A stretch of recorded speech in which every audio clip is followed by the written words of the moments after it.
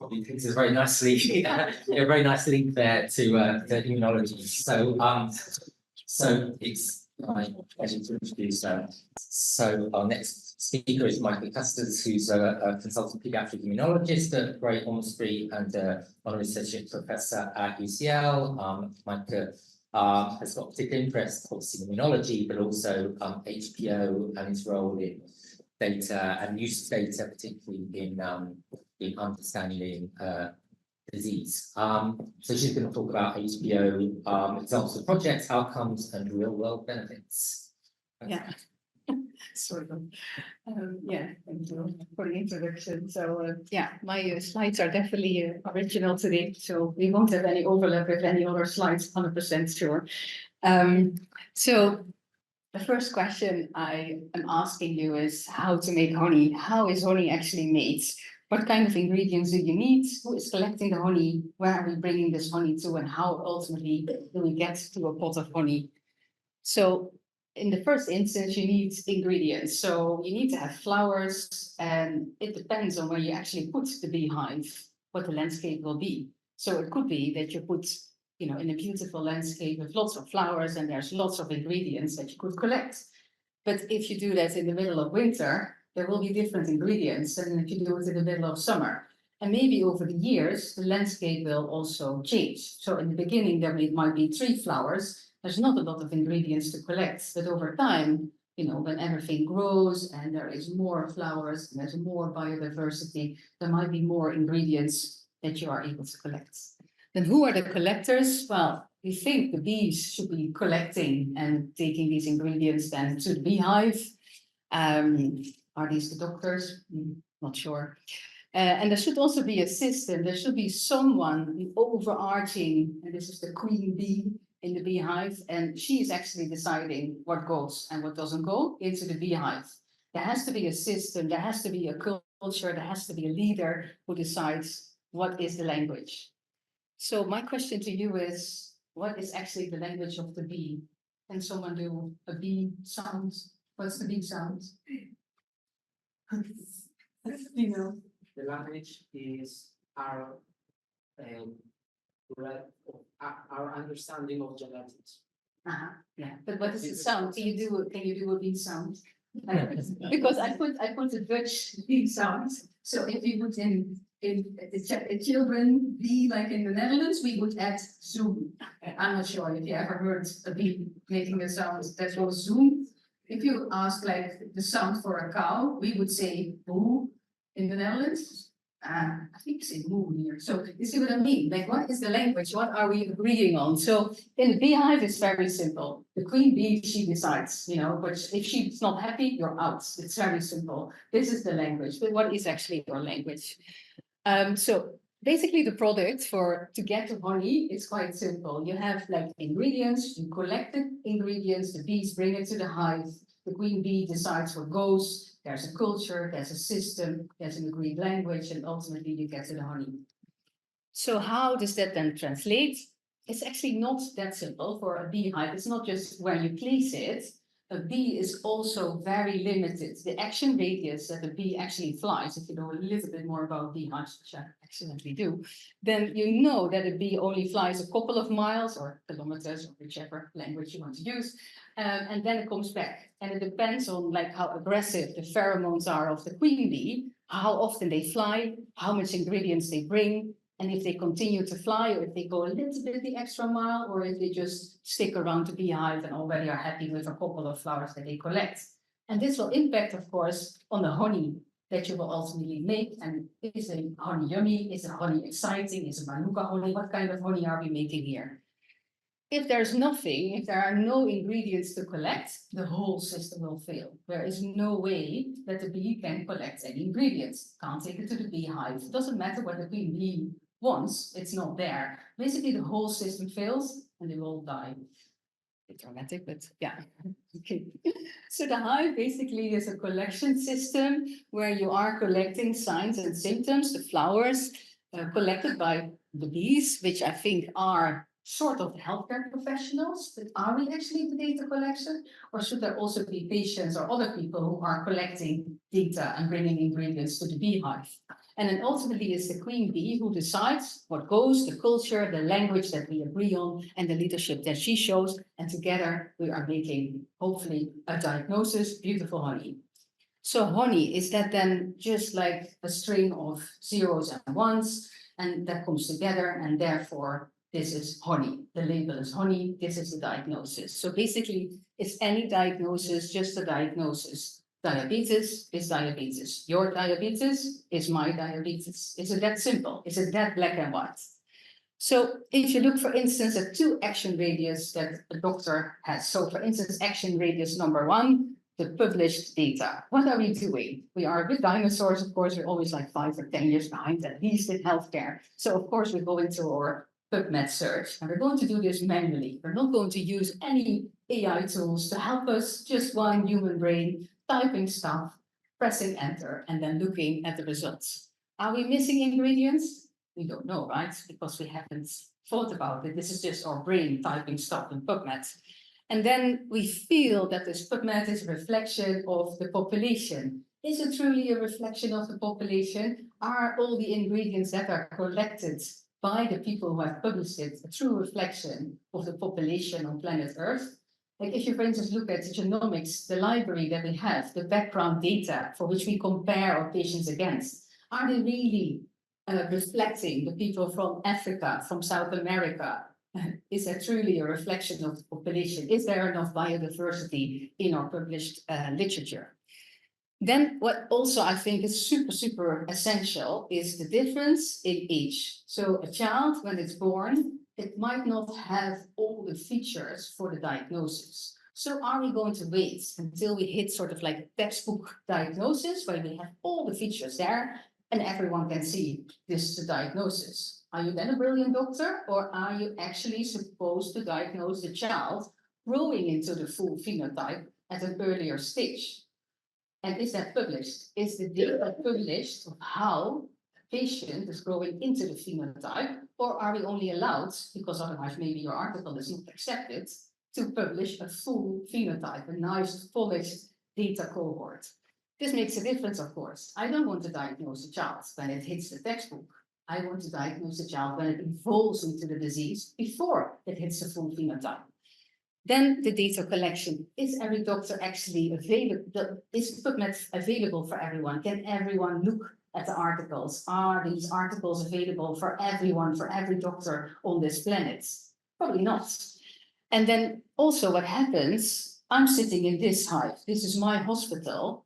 And I'm now collecting some data, and then I'm deciding, maybe I should publish this. And then I'm going to think about how I'm going to publish this. This creates a lot of lag before I'm actually publishing this. Also, if you want to try actually to publish cohort data, it can be really difficult nowadays. Like, which journal is accepting just a bunch of data collected, and then this is it, this is a disease, these are the phenotypical features. It's quite tricky. So it might be that we're actually missing a lot of data that is just unpublished. Could be sitting in another hospital, like a mile away from your hospital, or even worse, it could be your colleague doing a clinic just with a wall between your clinic at the same point of time. You don't know, we don't have that data, do we? So who decides? Who is actually our queen bee of the published literature? Who is deciding what is our common language? Should we not say, for instance, human phenotype ontology, if you want to publish an article, you should have a table with all the identifiers collected in this way. This is the common currency. This is the language we agree on. I'm deciding. I'm the queen bee. So who is the queen bee of all those journals of the science, the literature that we have out there? There is no queen bee. So where is she? And also, we're not actually using the analytical tools. We all are still doing it very manually, which is like, it's beyond, like, this is like crazy actually. So, okay, let's go to the patients then. Maybe we're better with the patients. So how are we collecting the ingredients? So normally, I work in glycometry, I get a referral. This is a child who has symptoms. That's the reason for referral. The child has already been seen by another doctor. I get a referral letter. This letter is scanned in and put under media in my electronic patient records. There's no text mining. There's no data pulled out and put through a text mining tool for human phenotype ontology. There's no suggestion of, this doctor, this other clever doctor has already looked at this patient, has already done blood testing, has already done a CT, maybe even genetics. Let's collate this data and already give it to you in a way that is, for instance, HPO. It's not done in this way. We scan it literally as a PDF file attached in my patient records. So I have to open it with my NS1 human brain, brings through the data and decides which are the active signs and symptoms here. Then I will go to imaging, then I will go to lab, then I will go to the notes of my other colleagues who might already have seen the patient from a different specialty. And I'm collating all that data manually. Interesting. So even then, I'm pulling the patient into my action radius, into my world, into my hive. I'm not going to the patients and their own world. I'm pulling them into my world. And then in like 30, 40 minutes, I'm going to decide what are the activating signs and symptoms, which diagnostics and treatments am I going to give to this patient. So basically, it's almost like a theater where the patient has to come and perform 30 or 40 minutes. This is what I'm telling you. You have to be a good historian, you have to have your story ready, because the doctor is listening now. The doctor will see you now. Is that actually the true ingredients, or are we also missing ingredients here? What do we actually know? If I'm in quaternary or tertiary care, primary care or secondary care, who's actually in zero care? Who is actually seeing what's happening behind closed door of a child, or how the child feels or behaves at school? If I'm asking you, do you know everything about your patient, and you say yes, then I can say, okay, so what has been the lifetime exposure to air pollution for this child? You tell me, oh, I haven't collected this data. Why not? It's not relevant for diabetes, is it? I don't know. Air pollution, is it relevant for a child? Maybe it is. So let's simplify it. Let's just say, how is this patient feeling today? Is your patient happy today or unhappy? Very simple. 0 or 1. Happy or unhappy? Do you know this? Of course you don't know this, because we're not asking. So we miss a huge amount of ingredients. And then you can say, well, how does that impact on diabetes if I'm happy or unhappy? Is it relevant, the well-being, the mental health on a disease condition? Of course it is, because diabetes will impact on your well-being, but your well-being will also impact on your diabetes. Not collecting the data, I have like 30, 40 minutes. That's it, right? Rise and shine. Then if you look at the population, only the ones that are referred to me I can see. So am I really seeing everyone? Is there a selection bias? Are some people not good in telling their story, getting to the next line of care? Is there a bias in diversity and ethnicity and the lack of diagnostics before the patient actually comes to see the doctor? And then if you see how we are collecting data, it's basically a string of text, right? So where are the text mining tools? Where are the AI tools? Where are all the things that we are using in the real world when we go into the hospital? I don't think they are there. And again, I'm seeing the patient. Next door, there's another colleague seeing a patient. And I'm making there and then a decision what the potential diagnosis could be. Of course, it could be AFib, and he just recognized instantly a child that he has seen 20 years ago. But assuming not everyone has that ability, who is actually my queen bee? Am I the bee and the queen bee? Am I the one who collects the data, but then also decides?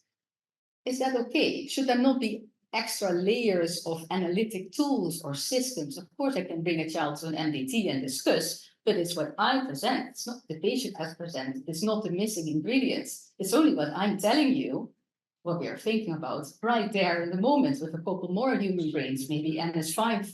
That's it. Is that where we are with healthcare now? So basically, how we search, collect, nurture, and produce honey at this moment in time in healthcare is completely old school. And you have to ask the question, where are the new school healthcare hives? Where is artificial intelligence? Where is this advanced technology? And where are the smartphones? Everyone is bringing their smartphone. It's almost human phenotype ontology, this smartphone, isn't it? You have 5 fingers, or most of us have. And then there's maybe a smartphone attached to the hand. It almost feels, if you lose your smartphone, it's an amputation. It's like losing a close family member, right? But then when we go into the hospital, the only thing we're using it for is WhatsApp, maybe some Instagram or Facebook, maybe you call someone accidentally, but actually we're not using our smartphone in our day-to-day healthcare, right? Almost feels if you go into the hospital, you're getting sort of like handing out a cassette player or something, like good luck with that one today. It's a bit odd, right? How we produce our honey. So, okay, very dramatic, Maaike, but you just go back to diabetes or something, like the diagnosis is just a diagnosis, is just a diagnosis. So, you know, why you're all about all this. Okay, let's do that then. Let's make it a bit more concrete. For instance, you have hyper-IgE syndrome. I'm an immunologist, so of course I was not going to choose diabetes, although it has definitely some immunity behind it, but let's choose hyper-IgE syndrome. Is hyper-IgE syndrome just hyper-IgE syndrome? So let's do a bit of an action radius. Let's do a search, like how a doctor or a patient probably would sort of think, I don't know, I'm not an immunologist, let's just Google this. So you can Google it. My patients, they will also go on Instagram. I actually found some of my patients when I did this, it was very interesting. And also there was some nice music that went with some of these posts. So, you know, that definitely adds some to the search. The Facebook has a really nice sort of patient, family-driven website. And actually, there's a lot about the narrative, like the personal stories about how you are feeling, how are you living with the condition. Things I actually don't know because I don't ask them, do I? Then, of course, AI tools. We already said ChatGPT, but I added in Claude because I think Claude is the next one. And basically, they all say sort of the same thing. And if you want to go a little bit more detail, there's a beautiful booklet made on an official website as well. Okay, so it appears that everyone is saying the same thing. If I do a quick and direct search, I get this definition of hyper-IgE. So I think it's the same, right? This is the label, this is the honey. Well, actually, if you look behind hyper-IgE, there are different mutations. You have STAT3, you have DOC8, and then the label changes, and it's not actually one disease, is it? Okay, so let's do that. So let's use some AI tools to increase, you know, the ingredients, the bees, collecting the data, the system, and also the honey.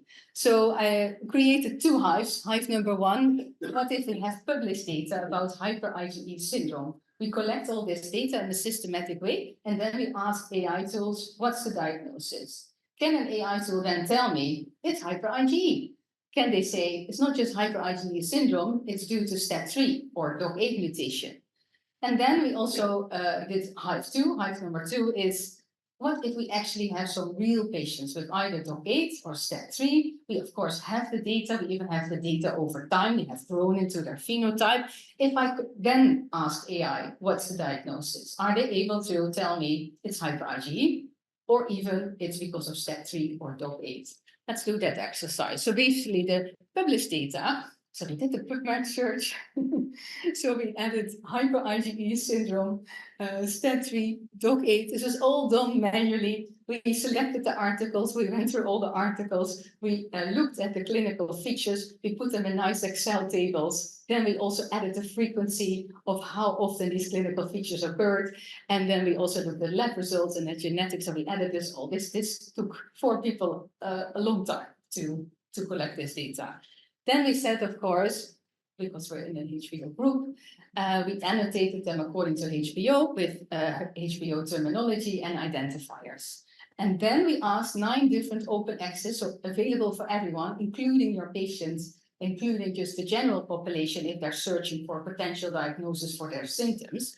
What is the diagnosis? So we asked ChatGPT, Deep AI, AI chatting, Bo, this IMSIS A and B, which basically also compares between them. It's very interesting. Gemini, Claude, and Pi. And if you ask them, you know, what's the diagnosis? And these are confirmed cases. These are like the symptoms that should be there. These are hyper-IgE syndrome patients. Then for STAT3, 5 of the 9 tools identified hyper-IgE syndrome as the first or the second diagnosis.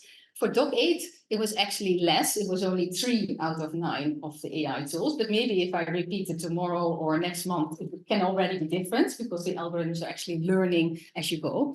But if you make the list shorter and you ask the immunologist, but which are the ones that are like highly prevalent in these conditions or highly specific, such as an immunology blood test that we have to look at specific subsets of T cells, then it was very accurate actually, because 7 out of my 9 AI tools already suggested this is hyper IgE syndrome, doctor.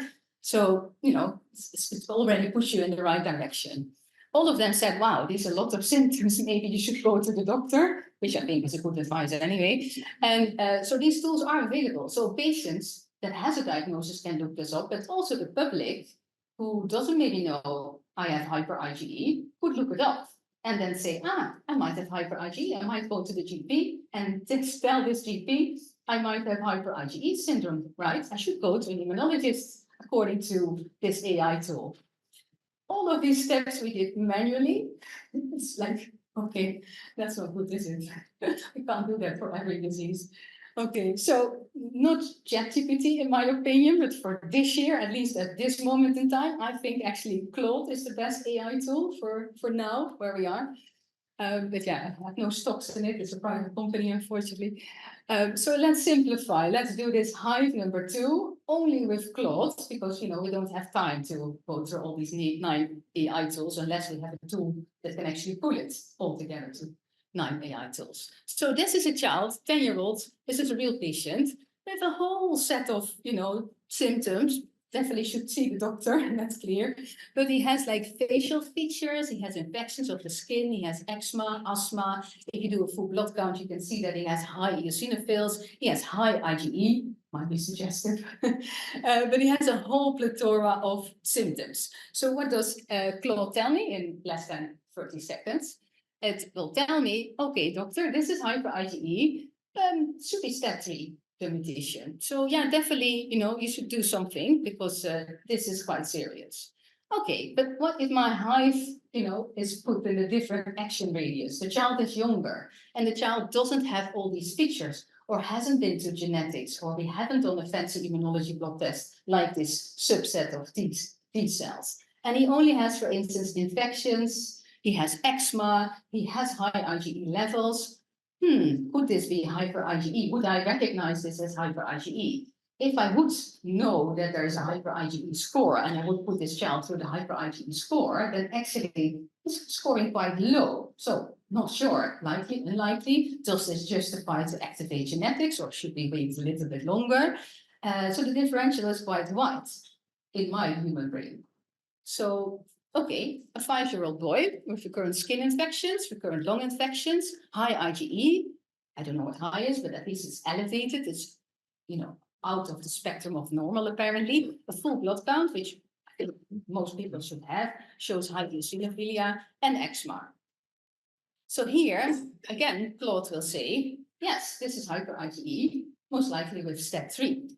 And here it also says, because this is a younger patient, it's still strongly suggestive of hyper IgE, even in the absence of characteristic facial features, because he is younger. So this may develop later in life, which is like so true. So the child has not grown into the full phenotype, and my AI tool is already telling me this. Okay, so what if my hospital would not scan in the referral letters, but actually allows me to already put it through a text mining tool, HPO text mining tool, giving me already the identifiers of the symptom that this boy was having, you know, when I was typing it still. So I get this instead of that I'm typing it manually with, you know, the risk of typos anyway. So if this was be my referral letter, and then it's already pulled through Claude before the patient arrives in my clinic, what does it say? It says, it seems that you are using human phenotype ontology. Yes, exactly. And these are the things that are connected to these identifiers. Yeah, that's correct. And still, it then would suggest this is hyper IgE with step 3. And some of the features, like the facial features or the skeletal abnormalities, are not there because they may develop later in life. That's quite helpful. Okay, Maaike, but yeah, that's all nice and well. But what if you get a referral and people have not sent IgE? You know, they have sent a full blood count, eczema infections. Let's just send this boy to the immunologist, and yeah, you can sort it out basically.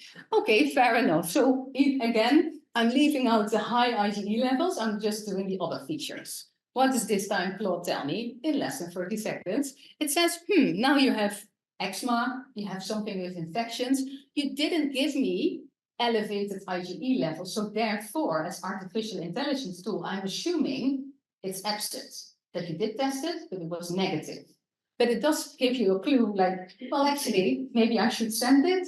And then it gives other potential diagnoses, such as severe combined immunodeficiency. That sounds quite severe, right? Chronic mucocutaneous candidiasis, Omen syndrome, and DOG8, which is also hyper IgE syndrome. So if you don't know Omen or this chronic mucocutaneous candidiasis, where would you look to understand what does Omen mean? You ask Claude, exactly. You would Claude it, right? You will not Google it. You're not going to Google it after today. You're going to Claude it. Exactly. Thank you. So basically, it says maybe you should do some immunology and some genetics because, you know, basically it suggests 5 quite significant immunodeficiency disorders, some of which require a bone marrow transplant. So it's not light. Okay, let's do another patient. This other patient, 5-year-old girl. She also has a lot of complaints, but it's quite like, are you seeing it with your human brain? So this one has a skin abscess. She has some skin infections. She has eczema. She has already on her CT scan bronchiectasis. Is that an activating thing that you will put in your problem list? Or should that be pulled out of the CT checks that they already had sent you the report when the patient was referred to you? Because that is actually quite relevant. Bronchiectasis is like scarring on your chest. The girl is only 5 years old. Blood count, eosinophilia, but also low white blood cells. These lymphocytes are low. The IgM is a bit low. The IgE is a bit high. There are all kinds of infections. The child also has allergies, failure to thrive, anaphylaxis. She also has complaints of nausea and abdominal pain. And maybe as a doctor, you feel, well, that's not so relevant. Well, maybe for the patient, eosinophilia is not so relevant. So nausea, of course, for the patient is very relevant. This impacts on her daily as a 5-year-old. And then actually when they did the scope on histopathology, they found that there were also eosinophilic infiltrates in the esophagus. So what's the diagnosis here? Shall we ask Claude, maybe? Yeah, 30 seconds. Okay, so Claude says, oh, this is DOG8. This is like clearly DOG8 deficiency. You tick all the boxes. Of course, you could think of other things such as hyper IgE syndrome. And then it also suggests 2 conditions. It's probably not the case in a girl because they're both X-linked. But basically, it's already suggesting 4 immunodeficiency diagnoses based on this problem list, including a CT, including some histopathology. So, and then it says, okay, I'm giving you a differential, but actually, to be honest, this strongly points towards DOG8. So it is DOG8, doctor. But okay, it's good to have a differential. Pretty impressive, I think. So the next question is, what AI tool do you have on your smartphone at this very moment? Probably everyone has like a Google search bar, but do you have AI tools on your smartphone or on your computer? Are you using them? And if not, what are you going to do? It's Friday now. What are you going to do on Monday, right? Because this is not just research. This is real for patients. You can use this, right? If you do awards rounds and you're a fellow in the background, you're not presenting the case, but you're in the background, you're doing a bit of Claude and you're actually typing in all the signs and symptoms and you're entering it in less than 30 seconds and the professor is talking, oh, could it be, or could it be? And then you say, oh, can I make a suggestion? I was thinking, you know, I think I had seen a patient 2 years ago. I was thinking, what is the DOG8? Maybe we should call an immunologist. Brilliant, right? Brilliant. Okay, so basically, with the ingredients from nature, collected by humans, speaking one language, supported by AI in a nurturing culture, you will find the honeypot. And this requires cross-pollination. You can't just sit in your own little hive and say, this is the action radius. I'm not going to search any further. This is it. You know, you have to be able to go in the red zone. You have to be a bit more brave and go out of your standard action radius. And you have to cross-pollinate. You have to go to the other beehives as well. So basically what you need is like an ecosystem, right? Where you have a bit of beehive hopping, where you have super hives with big data. You need to know what's the buzz, not when once it's published and then once it's clear for everyone, because now it's like a textbook and now it's very clear. No, we need to know what the buzz is right now in my room, in your room, in this hospital, in the other hospital. So we need real-time data. We also need a quality check on the honey because garbage in, garbage out is also very true for honey. If you let a bee fly on the wrong stuff, the honey will be a complete mess. It's very clear. And you need an unlimited action radius. There needs to be biodiversity, and there needs to be also, the prevention of like security, that the hives are not going to be hacked. And in the end, we can get inspiration from nature, because nature is, of course, for biggest artists. So one more thing, because people say, oh my God, it's coming, AI, it's going to take over the humans. It's not coming, it's already there. Huh? So it's not coming. So the end conclusion is, it's okay to be scared, but never afraid. This goes for everything in life, but especially also for AI, because your inner child and your kindness will never be replaced by AI. Okay, thank you. Thanks, Maaike. That was a very interesting, different look at the whole topic, but also obviously bringing in that whole role of AI, which is in many ways so exciting and powerful, and as you've shown, can do amazing things. But there's always that caution there, isn't there? And I think that part about the data, the quality of the data, garbage in, garbage out is so key, and that's what we've seen from other big AI type projects or data collection, is where they've come to misleading or false conclusions because they're using data which is either wrong or biased, and that's, I'm not sure we've quite worked out how to prevent against that, other than trying to curate the data that's being used. Because I don't know what Claude, I presume Claude, don't know anything about Claude, but presumably does it curate data at all? Is it just basically looking up the massive data that's out there in the internet, similar to ChatGPT? Yeah. It's not doing any curation because there are I know there are AI models which use more curated data, like only published PubMed data or something like that. So, but I think that's going to be the big question, isn't it, about how we use these tools? But very interesting. I think you have sort of a responsibility as a community to decide, sort of like the queen bee thing, like what is our language, what is our system? You have to almost agree, as a community. So like not just us, but I mean as a bigger community. Like if HPO is the language, then it's also easier if everyone speaks the same language to actually improve all these algorithms and these AI tools, because you are basically pulling through data that you have sort of curated and have quality checked yourself as a community. So I think that's the main thing, that if the data is not right, whatever comes out of an AI tool will not be right. But the better the data is that you put in, it's quite surprising what an AI tool can spit out. Yeah. I don't know if there's any questions in the room, but there's a question online. Who is doing the quality checking on the data? How do we label the level of confidence we have feeding the AI models? Which is kind of similar to what we're saying. How do we check the quality, and who does the checking, and who has the ability to curate that data? Yeah, it's the same as what we're actually doing now, because you have like this sort of like this game with like hamsters, where you can sort of pet on a hamster, and then there's like 0 points, 10 points, 20 points, or 50 points, the holes they're running into this maze. You can't really predict it, but it's almost the same. If you're going into a clinic room to the doctor will see you now, you don't know if it's 10 points, 20 points, or 50 points, is it? So who is checking actually the honey now? Who is checking the data input now? Are we not also allowing a lot of garbage already at this moment of time? How do we know if our colleagues are providing this quality? How do I know if I'm a good doctor? Like, what's the definition of a good doctor? And what's the definition of good data? It has nothing to do with AI tools. It has to do with what we are deciding and how we are doing it. And maybe we don't have agreement on that. Maybe that's actually the daunting part, and not the AI tools and the algorithms. Some questions over there? Thanks for the incredible talk. We are always afraid of having the terminal effect. You see the patient, he comes in with this really, really bad internal speech, and you go, there's going to be hyper IgE. How much do you think that AI tools might also have some terminal effect?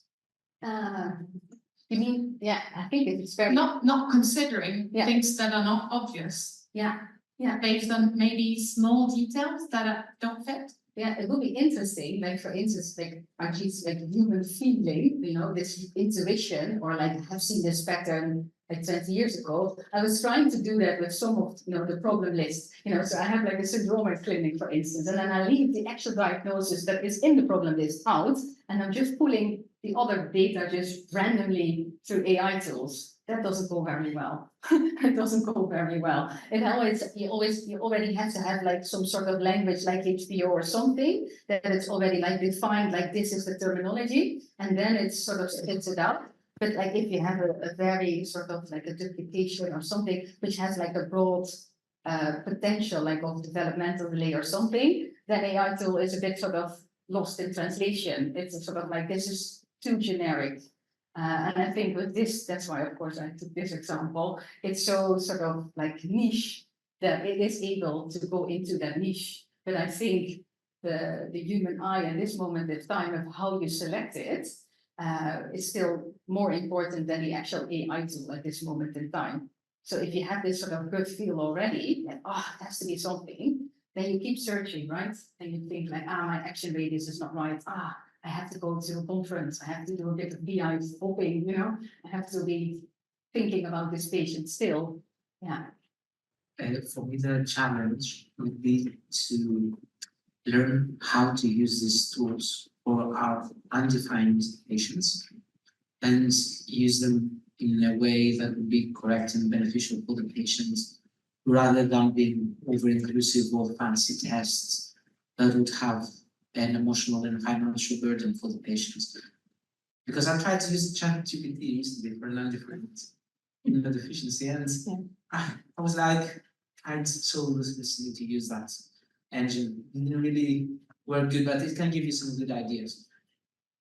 Yeah, and maybe it's also part of the pattern recognition, right? Like this bee needs to sort of pattern recognize the right ingredients. It's all about pattern recognition in what we do in essence. So that's also for AI tools, right? If you just would run like 9 AI tools and then you just look like this, like what Peter was saying about this clustering, and you're like, everyone is sort of saying could be immunology or something metabolic. It might guide you in the right direction. You might actually not do all the other diagnostic tests that you are going to do. So it might also be beneficial, but we have to find a way of how to use it, because now at the point of where we go into the hospital, we lose all our technology almost at skills. You can, here is your smartphone, here is your cassette player, good luck today. It doesn't make sense. We have such a beautiful electronic patient record system. We can't sort of, as we tend to do, like try to keep the technology out because we are a bit worried about it. We have to find a way how to use it because it is there. We can't deny it.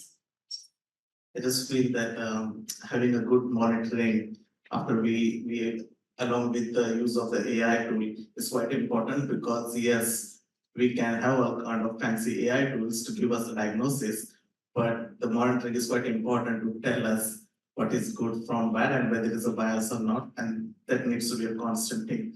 To give an analogy with the honey sample, there needs to be like a human in the loop who should tell us which is a good quality honey, which is not, and then that can feedback to improve the whole process. Yeah, you should taste it. Yeah, that's a good one.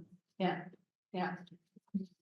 And also basically what Jules was saying about like what Dino was asking about like frequency. So the answer you just drop it in, but you're not saying like I'm putting more weight on this symptom. This one is actually really important for me. Or when we do the phenomizer, for instance, on HPO, you can also say I'm looking for something autosomal dominant, or I'm looking. You can put more like the frequency, the severity, the age of onset, all these extra factors, you lose instantly at this moment of time in these TI tools. It's of course very relevant. Like this child is now this age, these symptoms for me are the most important, in my opinion. These are maybe the most important symptoms for the patient's opinion. And how are we weighing this? Well, at this moment of time, I just dropped it in, right?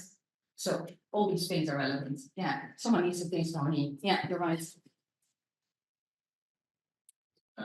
Thank you for an amazing presentation. So I think also, when we were kids and we had maths exams, you were always told it's not about getting the right answer, it's about showing you're working.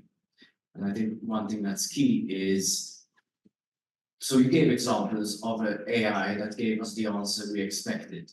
Yeah. If AI gives us an answer that we don't expect. Yeah. How AI literate do I have to be to know how it's reached that conclusion and to interpret it in the right way? Yeah. And this is going to be an issue when patients, as you say, turn up with their own tunnel vision based on their AI diagnosis. How can I know the AI is working when it's based on the totality of human knowledge? And how can I say this is wrong because? Yeah, it's a good thing because it's a moving field, which I think our patients and the population will have exposure to. So you're right, this could be happening to you basically in your clinic, and you're like, Claude, what? Then it comes into your clinic, and then you have to do with your like expertise, with your skill sets. You know, actually, it probably is very convincing. I maybe need a bit more to convince my patient based on my experience, like really, and then to convince them, like, no, this AI tool is not overruling what all the skill set we have built up or the skill set we have in our team. So this will be another challenge. Yeah, I'm not sure. Yeah, I have a comment actually for this because it's I like genetics. When you have a negative genetics and you still have a feeling there is something missing. Yeah. So it is the same, I think. If you get negative genetics and still have a feeling, you go with your gut feeling. You don't go with the You genetic don't stop. result. Yeah. You don't stop with the genetic result because then there is something else. Maybe there is maybe a new gene, maybe like this and this. And if you keep digging, you will find something at the end. But it will take time, but you'll find it at the end. Coming to your question, there is a separate entity called as explainable AI, which is talking about how the algorithms has reached to these conclusions. So for simple algorithms like logistic regression, you can say that, okay, this was the features, this was the score, and this is why it gave a score of having a disease versus not having a disease. But if there are more complex algorithms like deep learning, then they say it's like a black box. So we don't know why it came to that conclusion. But that's the thing, that's the fascinating thing about AI, that it can deal with uncertainty, whereas that's why we're using it so much.